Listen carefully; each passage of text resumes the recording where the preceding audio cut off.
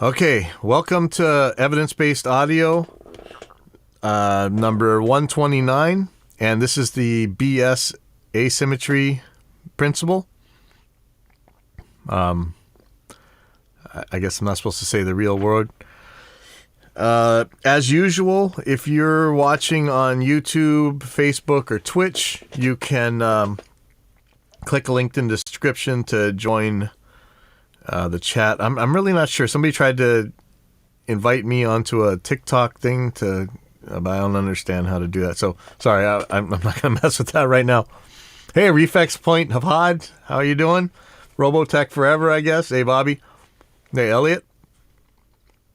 Okay, so this week, there's a reason we're going to be talking about the BS asymmetry principle. I'll bring that up later. So first of all, what do I got here? Okay, so there's yet another neural DSP plugin. I'm really not sure about these things. Like, why don't they just make a single plugin and stop selling what should be presets and maybe models as separate plugins? I'm just not sure. Like, I know it's sound business, but you can end up paying so many times over for these. I mean, look at this, like 119 euros, whatever that comes out to in pounds. After you buy like 5 or 6 of these things, man, you could have just bought one of those hardware units if you really wanted a hardware unit. I mean, something like Amplitude, where it's kind of like the games where you got in-app purchases.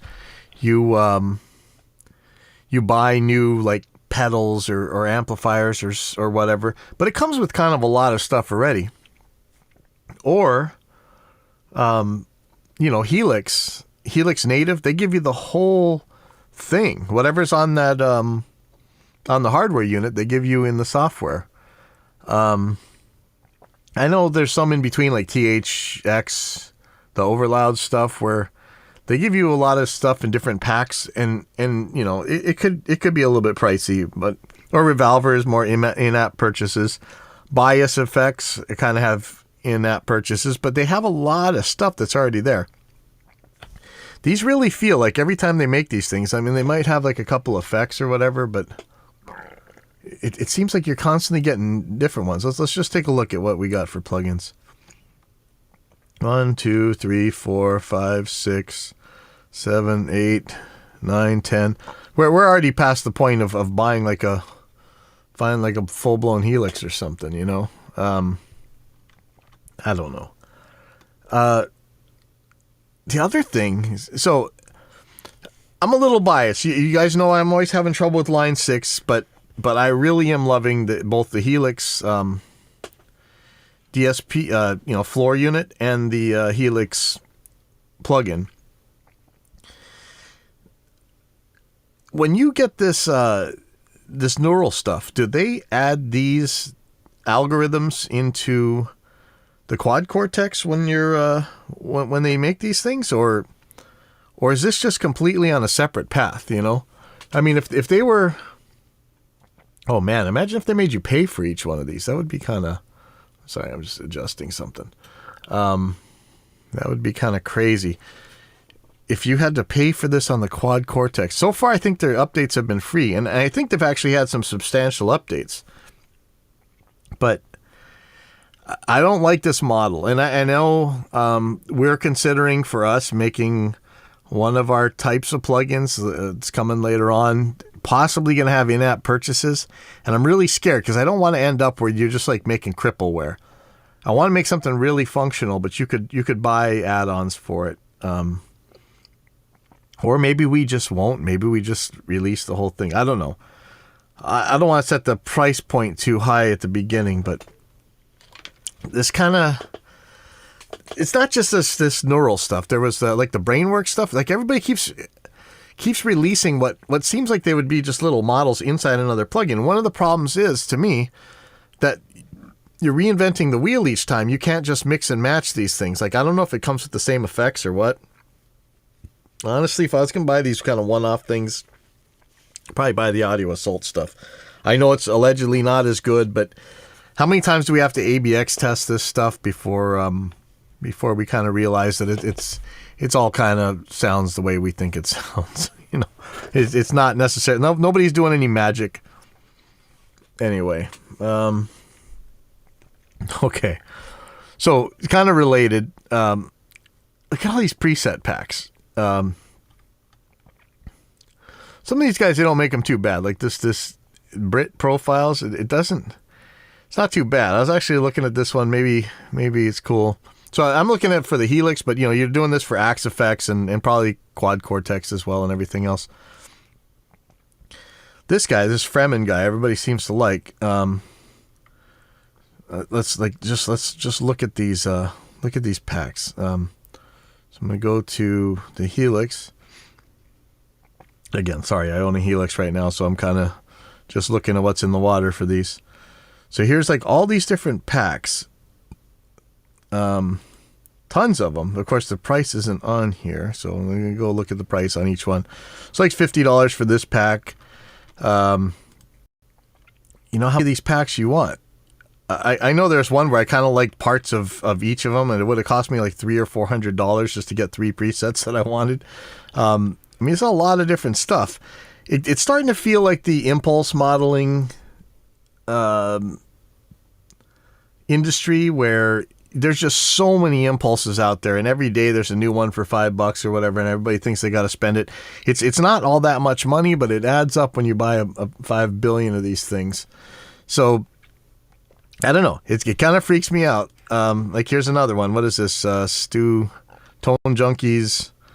All these different Helix presets, and here's a bunch of IRs. So some of these guys kind of pack them all in one, but look at even 3 Sigma's got. Look at this. Look at all these. You know, it's 3 Sigma. They're going to have a pile. They got tons and tons of impulses. If I was going to buy one, I mean, again, like I'm going to spend $100 on this. This guy, Jason, I hope I'm not going to say your name wrong. Sadides. I don't know how you say your name. I would like to buy this guy's stuff because he made a lot of really good videos, not just on Helix stuff. He actually makes a lot of good videos on live guitar stuff. So I'd love to support him. But I don't really like any of his presets. It's not really for the stuff that I need. And I know, man, I know there's 20 of you guys telling me right now, dude, the only good presets are the ones you make yourself. What do you have somebody go to the bathroom for you? You know, like, I don't know, all the things you always see on the forums, whatever. I don't care. With something as complicated as this, presets are just a way to get it started to listen to the capabilities of some of these tones or to listen to how other people think these things should sound. When you go and buy an amplifier at the store, when you go buy a Marshall, what are they up to now? I don't know, 2000 or whatever. Or let's say you're buying an old Marshall 800. That's a preset. You may not think so, but functionally, it's the hardware equivalent of a preset. This guy's determined what your range of EQs are. And you of course you can change them, but they're definitely giving you a range that you can operate in. He's giving you a range of gain. He's giving you a routing system.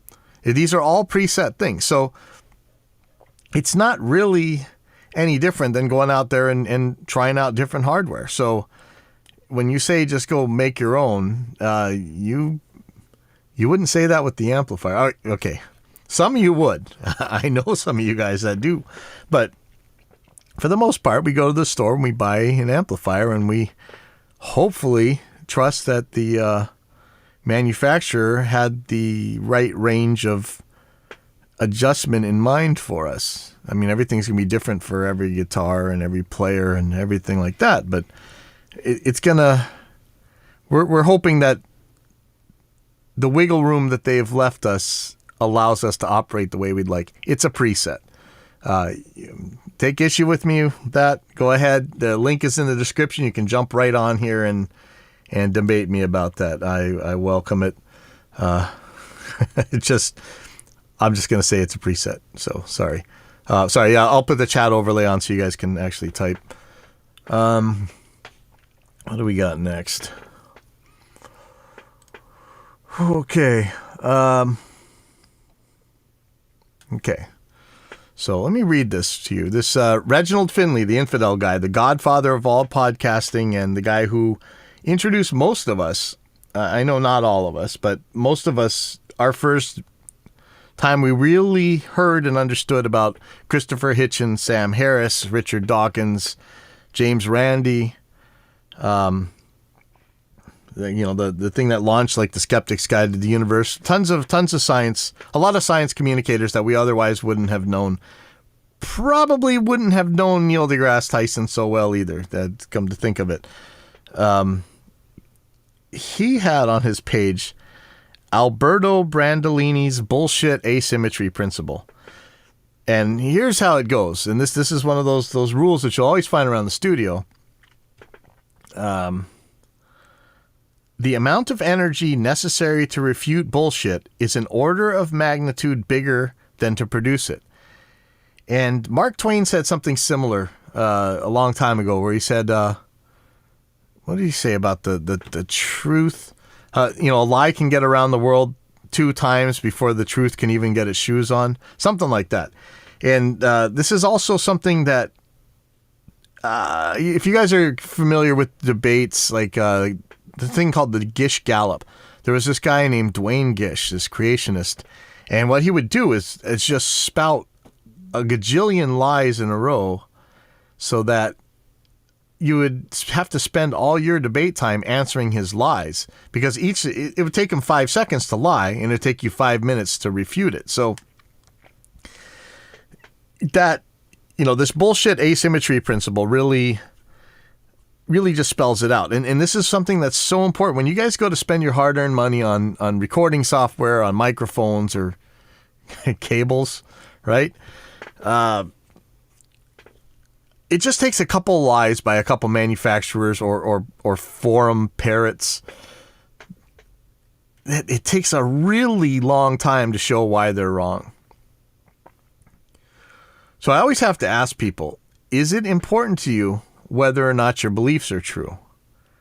If you don't care, go ahead, spend the money on the magical mic preamp and the magical speaker cable that sounds the same as everything else. But if you do care about whether or not your beliefs are true, ask for some evidence. So when somebody's just spouting nonsense, if your immediate reaction is to demand evidence for that claim, it'll take them just as long to lie as it will be for us to fix their lies.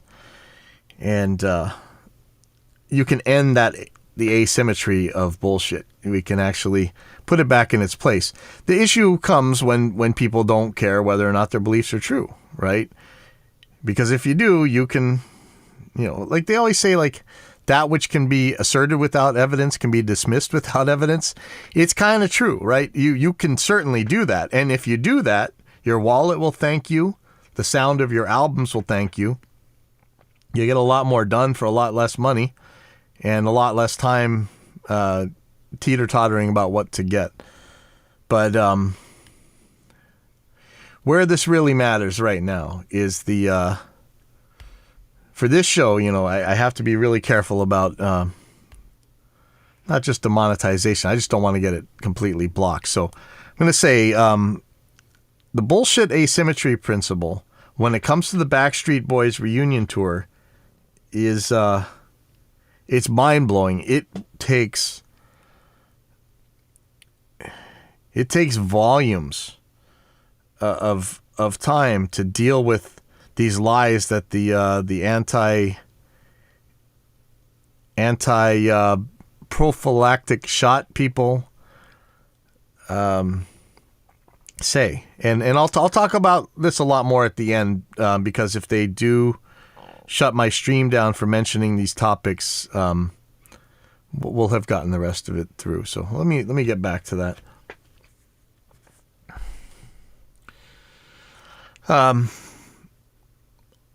Wanted to look at. I was having some trouble with the yesterday, and some dropouts. And I hadn't realized that Line 6... Okay, so as much as I don't like Line 6 for a lot of things, I do love their wireless products. I have a Relay G30. I have a G50 on the way, so if you guys can tell me about that thing, please do. But anyway, I read when I was searching for fixes for dropouts about this RF1 and RF2 modes for their wirelesses. And I was like, well, what is this? And there was like a picture that came with some of these things that says that now they have RF1 and RF2 mode. So here's the carrier frequencies. I know you guys can't see this on Instagram or whatever. These are two different ranges of frequencies that these wireless devices can operate in. And it's kind of freaky that they are really close to each other. So it's... I was thinking, this is going to be like 2.4 gigahertz versus 5 gigahertz or whatever. It's not. They're close. Like channel 1, RF mode 2. I don't know what all these F things mean, but one's 2425 and one's 2402. These things are really close. In fact, the channels are really, really close. These are digital systems, so it's probably not as crazy as back when we were using UHF systems. But apparently, as long as you got the right firmware, you can do this crazy clicking back and forth thing on the wireless, on the transmitter to change between RF1 and RF2. There was yeah, let's see. So with the G30, turn the transmitter off, press and hold the channel select button while the select button... Oh, no, sorry, the belt pack. Let me get this. With the transmitter off, set the channel select slide switch to channel 6, turn on the transmitter. Immediately after the blue light blinks, slide the channel select switch completely left to channel 1, back to channel 6. Do it 3 times in a row. And then a blue LED will flash and tell you which mode you're in. There were some people. Let me see if I can't find RF. There was a picture that really showed what's going on with these things. Anyway, it was just a way to get out of the dropouts, but they're so close together. I wonder if you guys could tell me about, especially if you're in Europe or Japan. Holy crap. Let me know about this, the RF1 and RF2 modes. What are you guys using? And let me just, I swear there was a really good picture that had switching support topic. How to determine. There was a picture. That ain't it. Sorry, I'm looking for a link. I should have had this. I thought I had this queued up actually. Not that one. Okay, here it is. Here's the picture. So it says, note, your new transmitter may interfere with older Line 6 wireless transmitters. Your new transmitter is shipped with RF2 mode enabled. It is also capable of running in RF1 mode. Please note that RF1 and RF2 mode devices can interfere with each other. It is important that all Line 6 wirelesses used in close proximity to each other be operated in the same mode. The channels are different, but the frequencies are different. But so I'm wondering, I mean, how is this any different than using a different channel? It's interesting. I'm not really sure what the explanation of who and what and why you should be running in these different modes. They seem to be different channels, or kind of splitting the channels, but I'd love some more information on this, actually. It's pretty confusing to me. Okay, so now let us have a look at some new junk.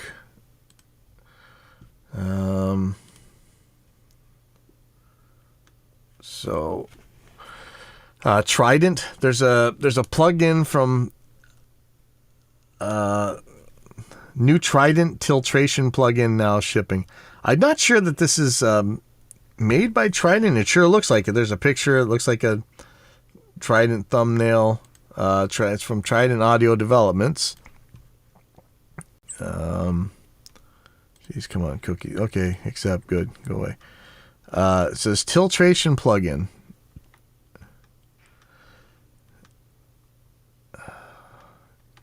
Saturator Tilt EQ plugin.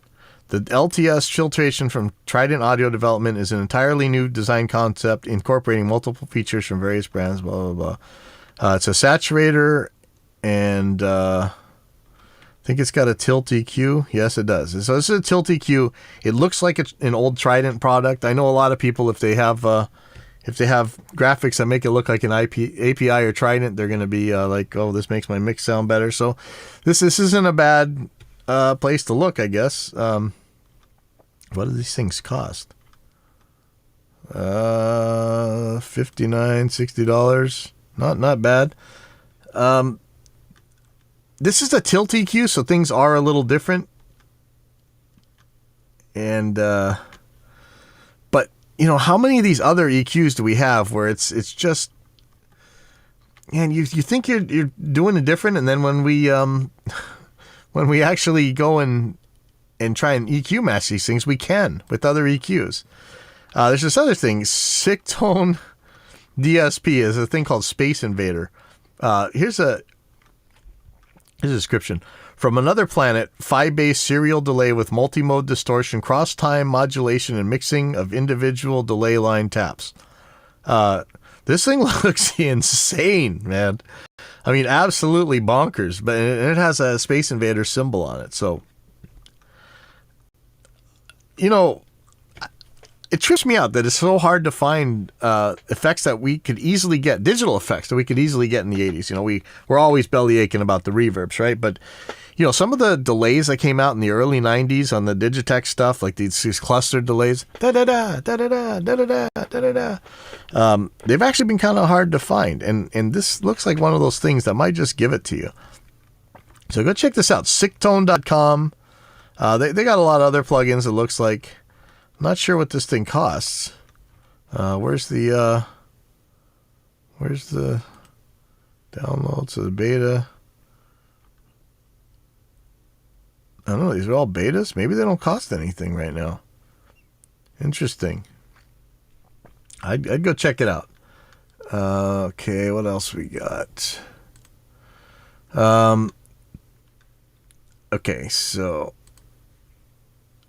right when we're talking about magic speaker cables and everything else, here is D&D modules stereo tower. I don't know what this is.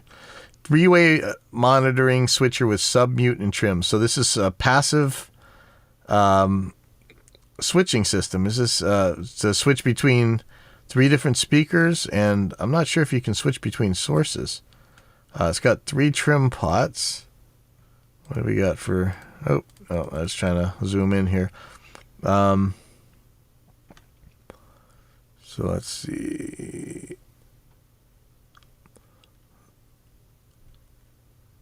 The goal was to have a fully passive monitoring switcher with a sub-mute and the option to trim the 3 outputs to get consistent listening levels when switching from a pair of monitors to the others. Now, this is a perfectly sensible product. I know that right now we have the Mackie Big Knob.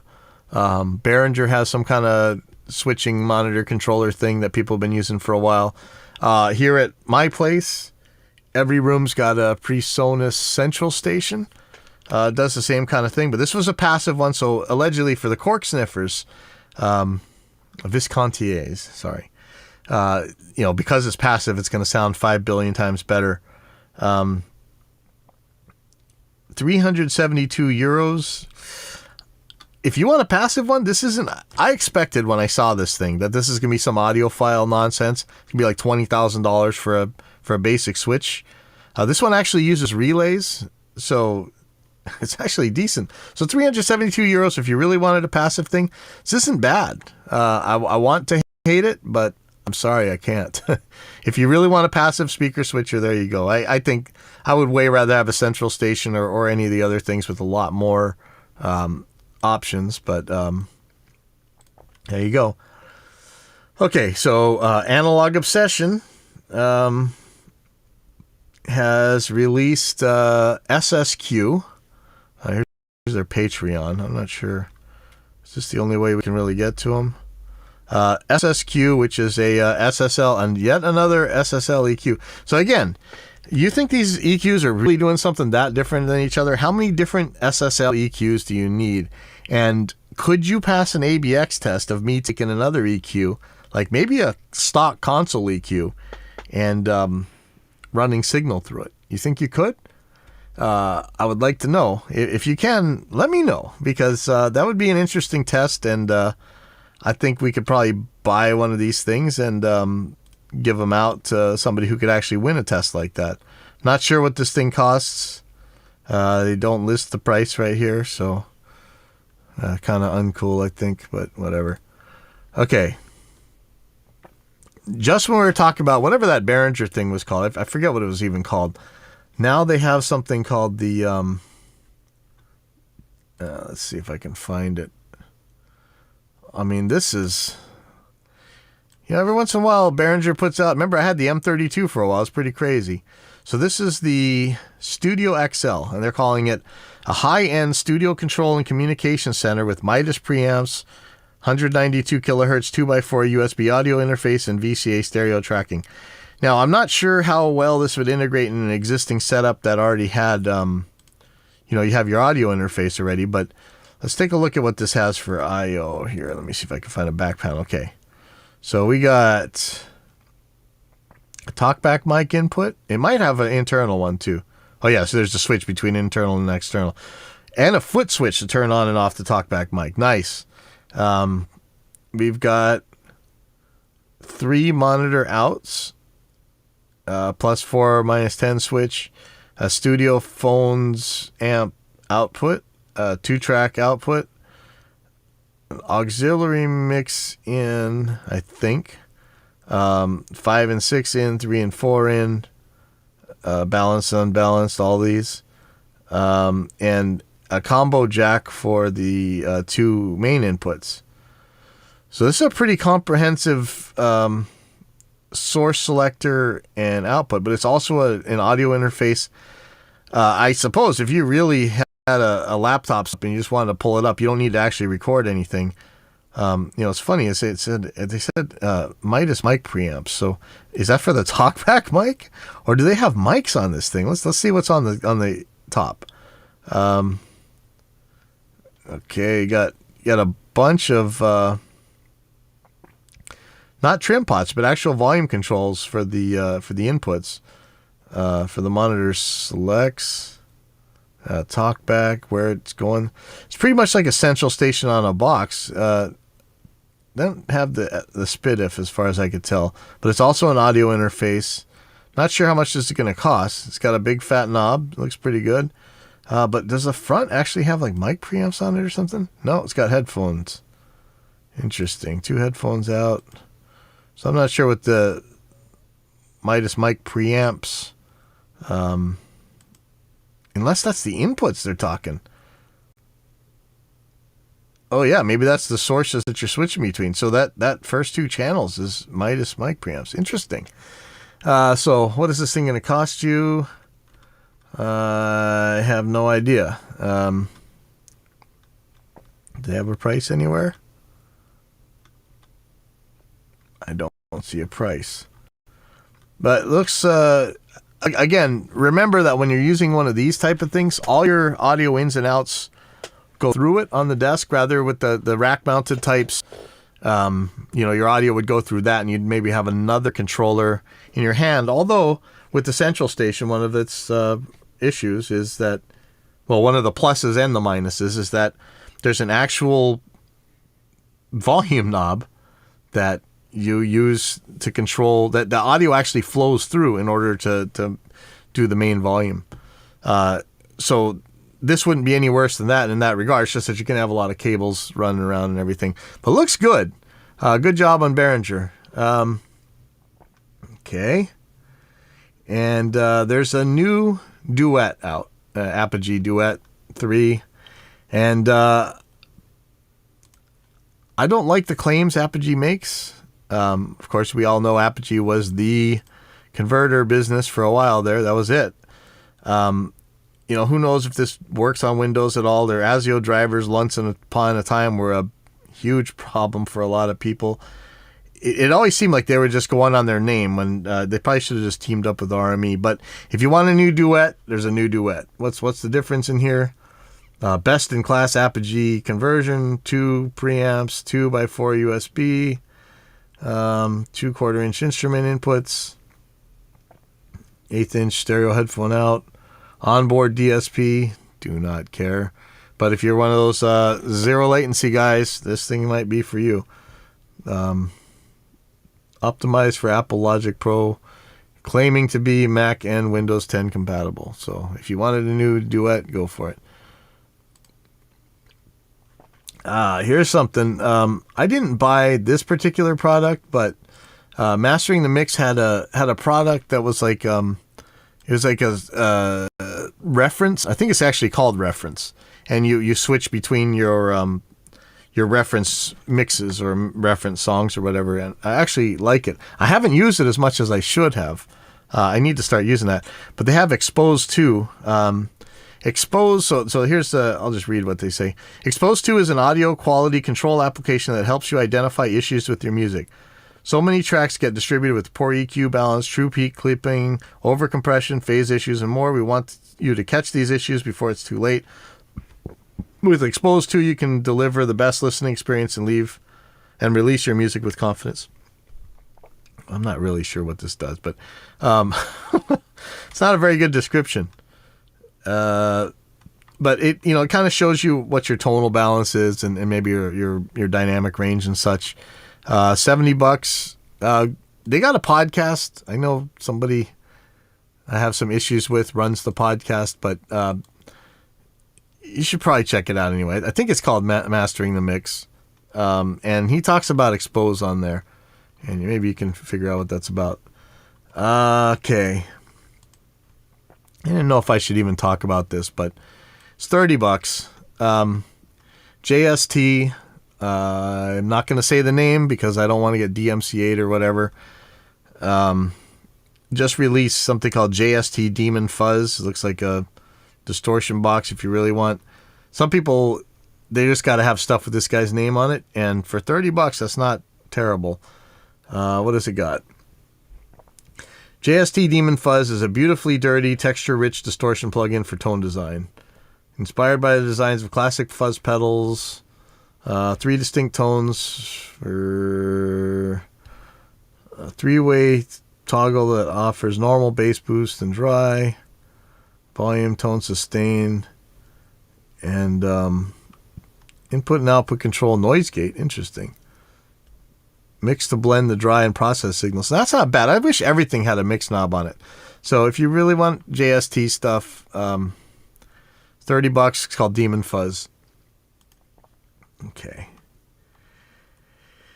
And, I don't know how much I can say about this without getting overly cynical. But here we got yet another for, $280. I guess it's not super terrible. Looks like a 500 series device. It's called a ST552 analog tape emulator from HRK. It looks like, it does what it's supposed to do. It's supposed to make it sound like you got a tape. It's got a fabric control, a tape control, different drives. I don't know. Accurately models tape saturation, analog custom design circuitry, 30 or 15 inch per second tape mode, dry wet blending, thank you. HRK fabric circuit for extra harmonics. I don't know. I mean, if you really want one of these things, go for it. But silly. I think the plugins will do just the same thing. And that, I really think, for the most part, those guys who were constantly belly aching to get back to the days of tape never really had to run tape. It was a nightmare, man. Get real. Okay. We have a serious updates going to our AIX DSP stuff. A lot of things that I wanted to get done on Intuition, we weren't able to get done in time, but those will be coming. I think on Monday we're going to release stuff for real. That'll be a new dynamic EQ, new multi-band gate, new drum EQ, and like I said, these intuition updates. But if you want to try them ahead of time, get a hold of me and I'll send them to you. We can you can grab the betas. And so after that, I just want to say, when we were talking about the bullshit asymmetry principle, a lot of it, again, was about the Backstreet Boys reunion tour and Susan Wojcicki, whatever. Look, I ain't saying anything that's a lie. I'm going to tell the truth about the health. I'm not one of these people you need to censor constantly. People have told a lot of lies about the vaccine that cancels the Backstreet Boys.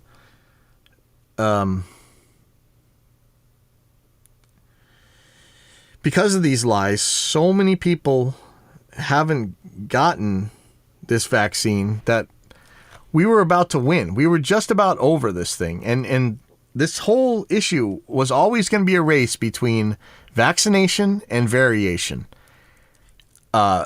If it took too long to get the vaccines out, the variants were going to not necessarily win, but they were going to get a good head start.